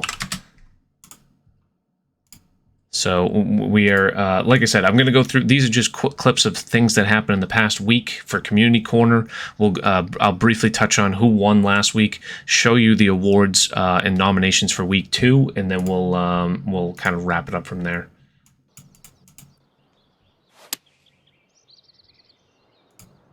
A little fast, but I think it'll be fine. Yeah, that'll look good. Oh yeah, Go in. Go in. Oh shit! Let's go. That was to walk off. Oh no, it wasn't a walk off. I'm sorry. That was in alt shot though, so always cool to see those. Shadow the Typo doesn't submit too often, so we wanted to make sure we showed that. Started to have This was Memento Mikey on his own course, Amethyst Ridge, playing with Progressive Golf. for them, and it still never reduced any of the scores. Hope we get an Amethyst Ridge in 2023. That looks really good. Do we? These fucking greens are Finally got a fucking. perfect. Hit it. Oh, come on. Hit Come it. on. Give it to the designer. Oh, Give it that's to some good him. pace to it right Oh, there. Let's go. Hit the fucking pin. It's 30 feet off the green. Yeah. Right? Yeah, easily. All right, we get two more. This one's from Darny. Go Hey, ahead. I made some serious money on Amethyst Ridge, but still, we can all agree that greens are fucking rough. Oh yeah, the greens are deadly. I mean, he designed it for a plat to be a plat course, and it ended up being on plat. Darny played really well in the special event, and that was one of his two great shots. The other one, he hit the pin and it bounced out. And then finally, we have Geordie Boy, course designer here. He's playing Red Fast Review. How did he do?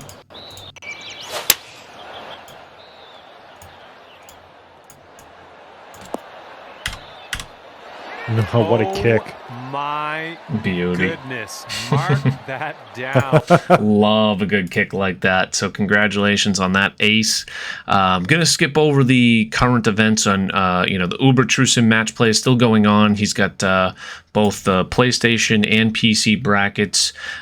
We also have the World Cup tournament going on. USN, do you have any info on your tournament? Is that still going to take place? Might as well plug it for a second if there's anyone in here. We are doing a CC only golfer tournament. So for anyone in here who does TGC that is a CC player, we pretty much have a full bracket at the moment, which is tough, but we are still adding alternates if anyone's interested. So if anyone is, always feel free to reach out.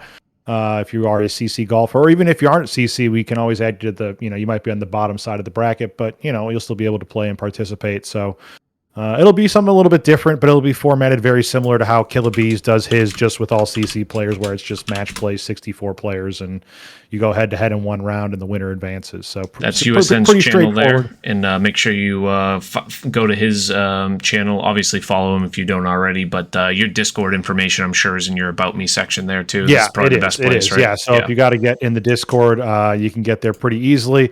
And like I said, at this point we are full on up on 64 people, but there's a couple people I've had a little bit of trouble kind of establishing contact with. So if we do have a person or two drop out, it never hurts to have a couple alternates. And if you are interested, just drop me a line and we can add you to the list for now, and I can let you know if anything opens up. Beautiful. All about those alternates, folks. Yes, right? Hey, you never know. You'd be surprised. It's tough. A lot of moving pieces with a tournament like this. Awards Part 2. So we had our facial expression of the year. These were the nominees from last week. We had Killabees, Crunchy Pie, Progressive, and Striking Viking all nominated. And ultimately, it looks like Progressive Golf is going to win the award. I was going to say, he deserved it. He really does deserve it with that. His ended up turning into an emote. So no surprise there. Great win on that. But let's get to some of the new awards. We did have some submissions and some other ones that we may have seen come through. We'll start with Shank of the Year. There's not too many nominations for this one, but there's some good clips. Let's run through them. The first one's from G-Dog. Huh? Oh no! Brother! I'm not even over that! I forgot about this. Over! I mean, it's coming too, but it's just, it's brutal. He clubs up for the 3-wood here, and that's No, he does not. Oh Oh, my my God, God. he's Yeah, that still is on happening. him.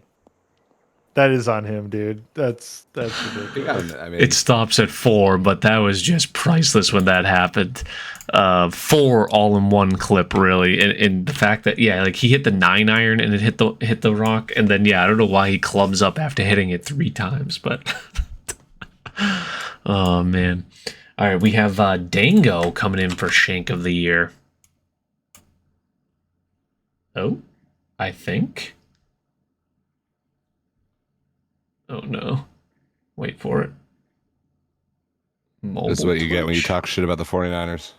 On the table today. Had to get her teeth worked on today. Some skins. Well, let's go. So she's kind of out of it. Whoa! Fuck was that? What was that? You can't take a practice swing. let's and then plunk shake Was that really? I just Oh. looks weird. I just did a red slow. Oh, that is I mean, not a look at my not a good screen. look. Okay, hold on. What was it? She's kind of out of it. Whoa! I don't even What know. was that? Where's the fucking feedback? Do we see his next show? Woodland. Different chords. It looked like you shanked it. Oh man, well that's certainly an interesting one there. That was like a visual glitch. Let's see, we have a progressive one. Could he win too? Is this progressive? Yeah. I don't think that's getting there, is it? 248. Yeah, but the Ooh, driver wow, I'm didn't sorry. play either. Oh my gosh, I shanked it. Oh, I think this is OB. Oh. Oh no. I shanked it. Oh my god! Oh, maybe that's bounce of the year. Yeah, Played it. seriously. Wow. Planned it. I need to look if that's OB. If that is, Clip wow. it. Nice one there. And then finally we have a Jebai. We all love Jeb, and he's going to come up a lot in the next category. Fuck me. You're gonna start me back here still? Okay, well I'm still just gonna go for it. Fuck it. No, Jeb, don't do it. Listen carefully too, because you hear bear in the background. Can I? Why can't I start up there? I hit the fucking ground.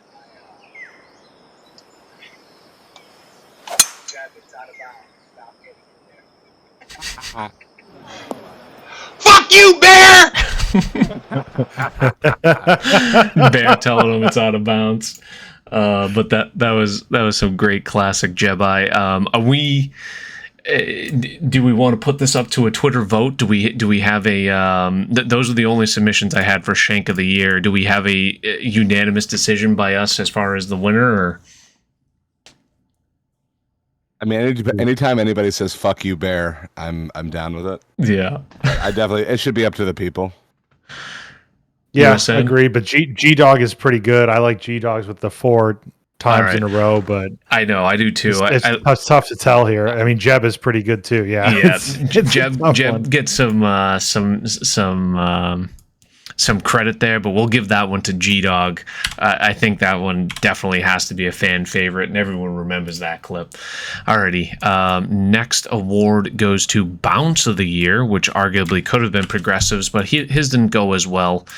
So let's look back at some of the great bounces in this game. One of our favorite streamers. Can we avoid the blow up? Oh my god, dude. Are you kidding me right now? I hit the top of... Fucking way. And to avoid the blow up, can we avoid the blow up? Oh my god, Top dude. Are you kidding me right now? I hit of the top. yardage marker. Yeah, how even? Yeah, that was in the plat round and on the last hole too, on the 18th hole. That was Stephen Polak, of course. This not too long ago, a few months ago or a month ago, by Uber. And it rolls. And it gets the spin towards the hole. Get that shit on Redfest review. Oh, that was awesome. No way. So we have Polak, we have Uber. This is from Boredom. Acted like they want to actually fix it. Oh my god. Oh my Oh, god. What a shot. well, Oh my god. just like he drew it up. Yeah, off the front Acted wood like they wanna retaining actually wall. Fix it. Bounces oh my god. and spins. Rob loved my the God. animation on this What one. a We shot. discussed that on the pod. Oh, All right, we have Amiobi.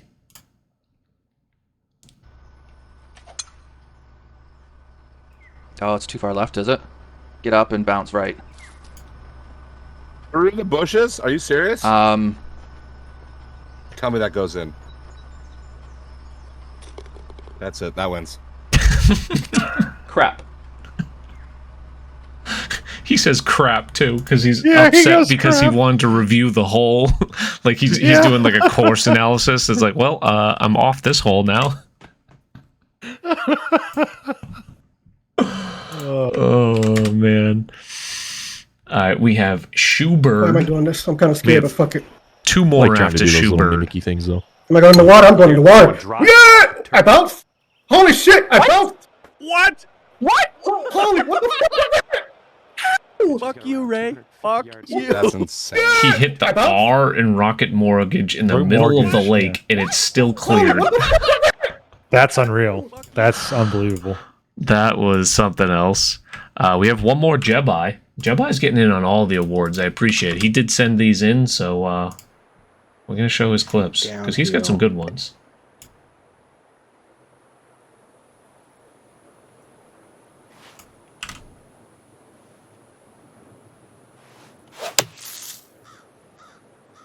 This one's heading to the long grass.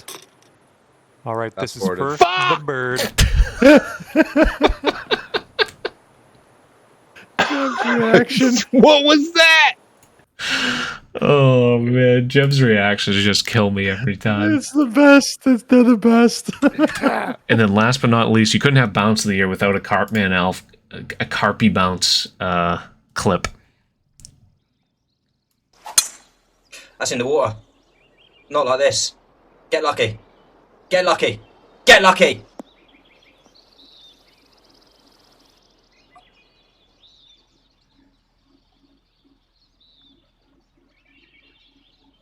Oh, look at this.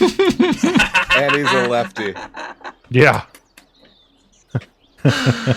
So happy. How convenient. Yeah, no idea how that stays unless it like caught some mud. But almost some like the good game's clips fucking there. bullshit. We could put this one up to a vote. Anyone stand out? Rob, you said the Amiobi one. USN. How Any? could that not be? I think Boredom's has to be in there. His goes in the hole as well, off the retaining wall. We'll probably put I'll put Carpy in there, and then Jebs doesn't go in, but or Polak hits the top of the pole too. So we'll put a post for those three. So Boredom, Polak, Amiobi. And we gotta get Carpy in there too.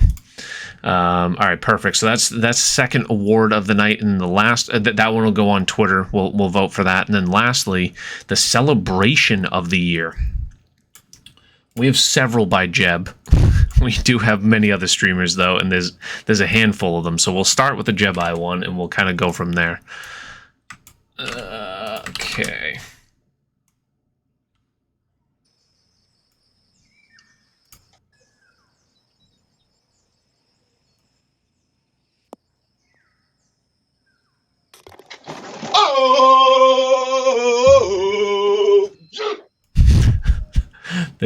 There's one Jeb. All right, let's look at a Lextron one. Lex doesn't celebrate all too often. Fly it right down.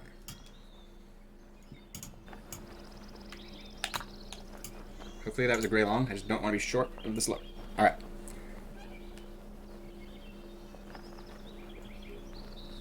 How about a one putt, baby? Let's go. That was sick. Wow. 30 times. 66. Let's go. Right, when he shows emotion. The most emotion you've ever seen on a Lex. Yeah. The final putt at the course that shall not be named. But that was just, it's always a fun one to look back at. Lex go, indeed. All right, this one is Crunchy Pie full on Pat Strife's behalf. Oh, that's going to be really good. It's gonna be good. Oh, that's going to be so good. Oh my god. Go in! Go in! Oh! Oh! It's in, Pat! It's in! He did it! Holy shit! Pat! Oh, it's in! What is that? Albatross! He was more excited for it than Pat was. Right.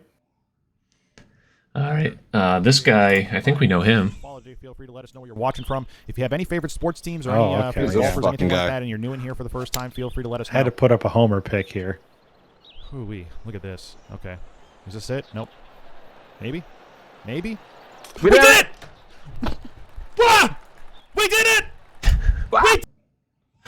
Oh, it was cut off a little bit. The "we did it" from USN. All right, let's circle back to another. Oh man, another. Finally Jebai. got that ace. Yeah, another Jebai. Jebai 2, we'll call this one. Uh-oh. Get up there. Get up there. Oh, what a bump. Oh, in. Let's go. Let's go. Let's rip off one more Jeb. I do have a fourth one from Jeb, but we'll do Jeb 3 right now too.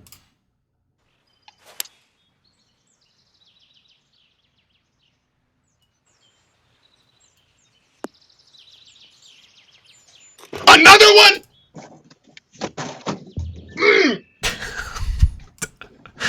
Are you Is this on May the 4th? 2 in a What the day? fuck was- Oh my No, god. he's a Jedi master.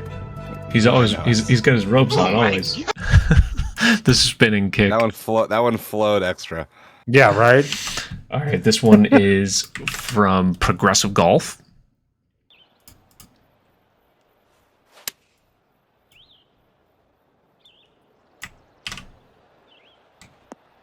My chair is broken, by the way. Your chair just broke? Holy shit! No, that's what Jedi said. That was an Albie? Holy shit! Uh, Woo! Holy shit!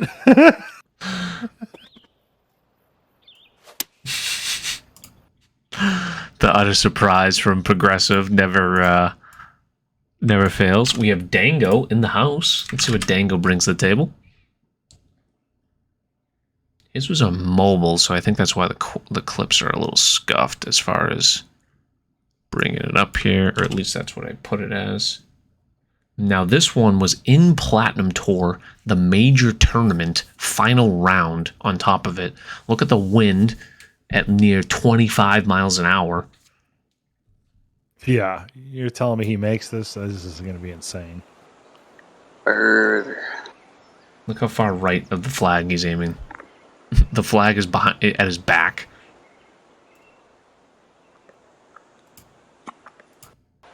Of course, the second I move it. Well, this one could play. Go in the hole. Go in the hole! Let's go! What is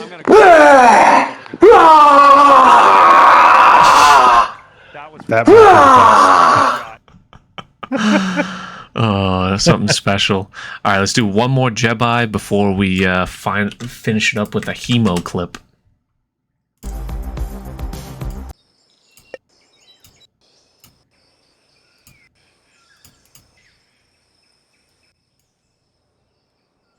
It's heading for it.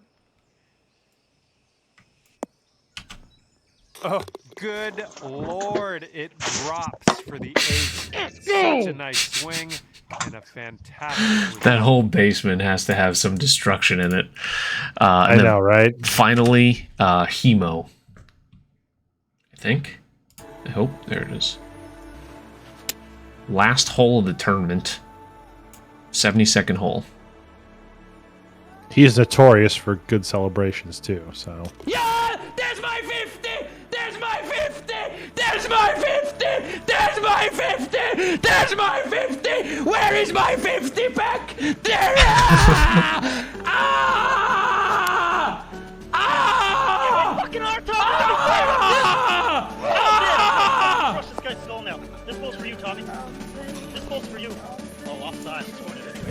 Let's go! A walk. He had been talking about getting a 50 under all week, and he was sitting at 48 under for context, and he gets an Eagle 2 on the 72nd hole.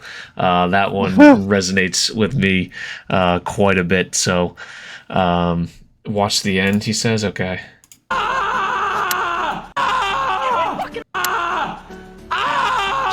Okay.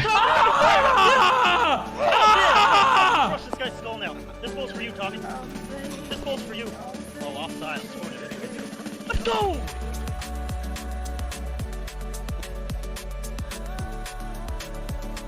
I'm okay. I'm gonna pass out.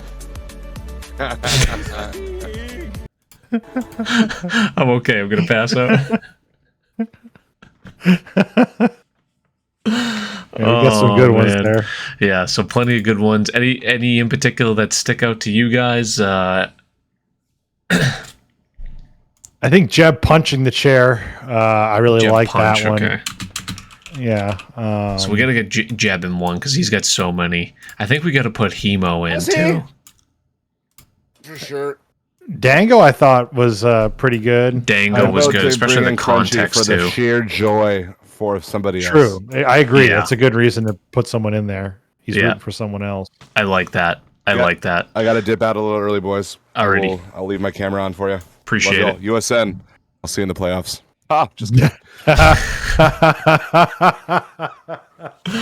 All right, we'll wrap up relatively quickly here. Bear had to leave for something on his end as well. But thank you guys for accommodating the long pod. And if you had to run progressive, I'm looking at his name, USN. Completely understandable. No, I'm good. Cool. I'm chilling.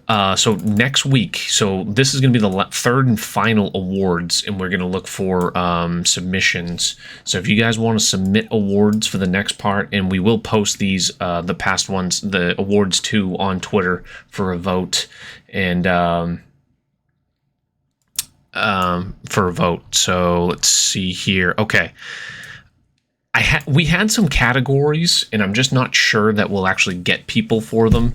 We were going to do a meme of Seamounts go in. He's notorious for asking for it to go in way too early. Like it's 10 yards off. It's literally like just coming off the tee. He's like, go in. So a go in of the year, someone asking for it way too early and it actually does go in, or even just a comedy one where it's like go in and then it goes in the water. So if you happen to have any of those, that's going to be potentially a category if we get some. So that is the number one. Number two, this one is an homage to Hemo. It's going to be the slow side of the year, a completely bad tempo that ends up in a good result shot. Soundbite of the year. Now I'm firing all of these off. We may or may not get submissions, but would love to find any if you guys have any. Just a good soundbite from anything across the community. I do have some for that, so that one will be awarded. Troll of the year. So some way trolling in the game, spinning when it's not needed or something like that. Troll like of me the hitting year. a house on TGC Tours. Yes, exactly. Yeah, like ricochet intentionally off something. Sure. Putt of the year. Could be good, could be bad. Comically bad. And then finally, the biggest award of them all is just pure shot of the game award. The best shot of the entire game, regardless of the circumstance. It doesn't have to have a celebration, just a crazy shot. We had some tonight with the celebrations, but I want to say the best of the best of the best for shot of the game award. How do those all sound? Decent, I hope. All right. Well, yeah. I'll post them all to Twitter, on the Redfast Review Twitter, and we'll see what we get next week. We'll definitely award a couple of them, maybe all of them, if we get submissions for all of them. Alrighty. Redfast Review Society had 89 participants. We'll very quickly go through that. SVF winning it. Let's see. SVF coming out of CCI to win the Redfast Review. Obviously, that's the weighted Nice score. win. But let's run through the list here. SVF, Brennan, Fans, BJB, Bear, Jeb, Potomac Bombs, Heels, Jono, Paperboy, Rick, H-Man, J Mitch, Scoop Magoop, Map Collector, Cockster, Jory Boy, Jut, Rubino, Jonas, Tapcha, Alba, Croc, Cuz, Boosie, Handsome, San Diego, Dangerously Dazed, Yetroit, Jenkins, G-Work, Hemo, Brett Sully, Super Tykes, Juna, War Ability, R. Rhodesy, Blue Devil, C Knight, N-Bonds, Ascanius, Mikey Angelo Gaming, Fig, myself, Saucy, Skyline, Saucy, A-Stone, Mr. C, Neumann, Phoenix, Scooby, Big High Glasses, Sweet Billy Boy, Some Old Guy, Foxen, Tricked Arrow, Smoked, Tag Rockets, Dangles, Condor, Undertale, Narwhal, Shadow, Stealth, TCR, Koi, BCOZ, Turks Tea Time, T Combs, Jimmy Boredom, Ninja, Young Mr. Clean, RB Prime, Nolan Ryan, Wee David, Cards Fan, TFR, Corrupt Miller Time, Visual Bob, Rob Lobster playing back-to-back events, Nifty, Memento Mikey, Africa Mango, Redemo, Guardiano, JCA, and Chris Griffins. Thank you all. 89 participants, still going relatively strong, near 100, and we are in the complete lull of this game. We have this week's event is at this week's event's at Ash Meadows. We have 1, 2, 3, 4 more weeks left on the Red Fast Review. Ash Meadows is to go with the award season. Ash Meadows won the designer contest, is a compound of 2 courses designed by Eisenberg, Gareth Irvine. The blue course is easier of the 2. He also has a black course if you're looking for a tougher challenge, so go check both of those out. This past week was at Flips Creek, which was designed by Twisted Salesman. And did a fantastic job. Really like that course. Haven't played it in a while, and we've just been kind of circling back some of the older courses that haven't been in circulation for a year plus. So glad to see that we could get that. All right. What else do we have? Content Creator of the Week, and then we can kind of wrap it up here. Let me see. Where did I have that on the list? Sorry. Scrolling up and down this page. We so talk many really things. quickly Go too. ahead. I mean, since we're talking about football here tonight so much, really quickly before you do Content Creator of the Week. Right now, Seattle is technically still up on Denver. My goodness. Nearing the end That's of the a third surprise. quarter. Might not last long, but yeah. Good Lord. Yeah. Good that's- Lord. Yeah, I did not. I have a Survivor pool. I took Seattle. I took Denver in my Survivor League week 1. Figured They'll win. I think they'll hold on to win. Is it Geno Smith that's quarterback? Yeah. Wow. It is. Yeah. Geno, 19 Yep, of you're correct. 22 thus far. My word. All right. Yeah, did not anticipate that one coming. I have a Geno Smith jersey, believe it or not. That's a whole nother discussion for Story, another yeah. time. Yeah. I was going to say. Let's help Rio Sewell, a Platt player, get to affiliate. Not because he's a Platt player, because he's been a part of the community for quite some time now. I'm going to put his channel in chat. Rio, or CRS as he goes on Binks' stream. He's always over there playing. He's always interacted with the community. Just started up streaming recently, and he's been playing in the True Sim match play. Played versus him yesterday. Had a very fun match, and just been playing a lot. And plans on streaming more. He's at 41 followers. Just 42 now. I got 42. There we go. Always helps to get people some help right when they're starting out. In worst case, I always say a follow button never hurts. Click the follow, turn the notifications off. If you don't want to know all the absolutely. information, like click the follow, turn the notifications off, and then maybe pop in when you have some time. But here's Rio playing. Let's go. Look at that. Nice little partial pitch. He's partial pitching in the Uber's True Sim match play. And then here's a shot from him playing over on Binks' stream. And like I said, he's been around the community for quite some time and is really a heck of a golfer at that too. So looking forward to seeing more of his streams. It was way right to left is what it was saying. And I'm like, dude, this looks like straight. And it was super curved. Yeah. So. Oh, yeah. Oh, go in. Yes, sir! Getting the It's a beautiful shot. So yes, I appreciate you guys. Like I said, had a fantastic match with them yesterday. Ton of fun, and was a real. We chatted the whole time during it, and was a real down to earth guy. Great knowledge of the game, and hope to see his channel grow, and maybe he'll get affiliate right before the new launch of the game. So give him something to look forward to for 2K23.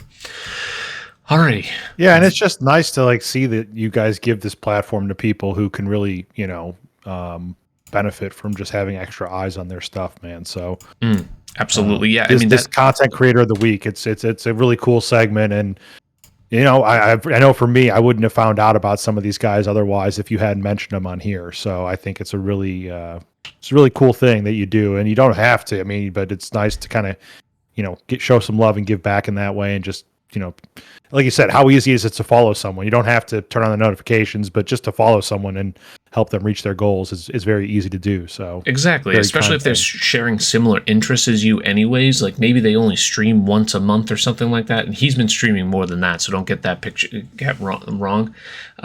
It's one of the major things to overcome when you're first starting to stream, so it really helps out a lot. And that was one of the main factors we thought of when creating the content creator of the week. We soon ran out of people chasing affiliate, but it's always fun to find someone who is and also a part of the community. So go help Rio out. You guys already have, so I appreciate that very much. Week ahead, USN, you got any big plans? You have your schedules tweeted out by any chance? Yeah, my schedule is up on my page if you check my Twitter, but a little different this week. I usually do Sunday through Thursday, but this week we're doing Monday through Friday. So tomorrow's NCAA, Wednesday is PGA, Thursday is Madden, and then Friday is going to be NCAA again. So we got some college football for you, some pro football, some PGA, a little bit of everything, live every day at 11 a.m. Inside the stadium, as we say. So come on by, bring those classes and session emotes, and we'll catch you guys hopefully for some sports at some point this week. But pretty standard week for us. I mean, I figured, opening week of NFL season, you got a good time to be playing football. We got a ton of new games on the horizon too. You got NHL coming out soon. You got FIFA coming out soon. You guys might have heard PGA. That might be coming out soon too. So we got plenty of sports games on the horizon to play, but I figured now is a good time to be binging football, and that's where my focus is at. Very nice, very nice. Couldn't endorse a better daytime stream. One of my favorites to click into. And honestly, it's a real nice stream. Like I've probably said this to you before. I love lurking in your stream and just listening because you're always talking and there's just good conversation about current events as far as like NFL stuff, especially when it's in football season, right? Like just talking about, what happened in this past week and your thoughts and, hearing the chat's thoughts. It's, it's not necessarily about the gameplay. And I've been watching your Madden, play. I think you just dialed it back to all pro today, correct? Is that you were going to get that? Yeah, that is correct. I finally threw in the towel on all Madden. I tried it for about 2 weeks. It's tough this year. Done. It's brutal, dude. It is brutal. And just, I know they patched the game already too. I think they did their first major patch on Madden, but I mean, the DBs are just very, turned up. Like they're very. It's tough to throw turnovers left and right. Yeah. Exactly. And the offensive line is busted too, man. Offensive line is kind of messed up. So I'm not going to be the guy that sits here and just, stands on his porch shaking his fist about Madden, because I think we all know the state of that game and where it's at. But right. It's on all Madden. It's just it's dialed slamming up your to head another against level. the wall. Yeah. I personally play in the Bespoke League. You can find my games over on my YouTube. I will be playing and posting that at some point this week. That is on All Pro. I've lost twice on All Pro already versus the CPU. I mean, they were close games, one of them was close, but I've won my user game. So I mean, I don't know what there is to say about that. So usually it's the CPU. Theoretically, you have the easy weeks, right? But I also am playing the test event over there, so I'm going to be posting pretty much daily over on YouTube. Check me out on the other socials. TikTok has been popping off quite well, and hopefully I'll get to go live at some point later in the week for a secondary stream. Advanced, as I did mention, I played Rio, the content creator of the week. I was able to win on the very last hole, so I will be playing that matchup versus the winner of Uber and Love Scud. So kind of cakewalk it on the next round, right? Number one player of the world, or Uber, who's won a couple True Sim tournaments himself. So that'll be a fun one when that occurs. But anyways, that's pretty much all I have for this evening. And let's go find someone else to pass the love along to for the rest of the night. Let's see. Got any golfers on right now? Yeah, let's see if we can find someone who is just starting up their stream. Let's go to the Twitch. Oh, I see a couple guys that you mentioned here tonight. Ooh, okay. Why? No, I don't want Twitter. I know they both start with TWI. Oh, dude, it's the worst. I get that The all at amount the of same time. times I click on that. Oh yeah, I know. All right. Ooh, here's a new one, and it might be. Let's see if he's okay. We have never rated him before, and I bet you a lot of people in here don't follow him, but he just started, or at least I haven't seen him streaming all too often. He's only at 94 followers. He goes by Mikey Angelo Gaming. He is very, very good at the game, plays on mouse and keyboard, and is always at the tops of the leaderboards. Just beat Hemo in a match play. Wouldn't mind checking out his stream, and maybe we can help him get a few more followers. Oh, Coxter would have been a good one too. I missed him. Did he just go live? But yeah, Coxter, I'll give him a shout out. We've been over there a million times. Chewy, I saw your course stuff. I'm going to check that out this week. Maybe we'll get that on the Red Fast review. But glad to see that's going. Thank you, everyone that has tuned in today. USN, thank you for joining last minute as well. Bear, Rob. Thanks for having me on, buddy. Thanks for popping in, and always fun talking NFL. Maybe we'll try to dial it back a little bit so it's not as long going forward, but we'll see you guys at the next one. And go wish Mikey Angelo Gaming some fun times. Bear down.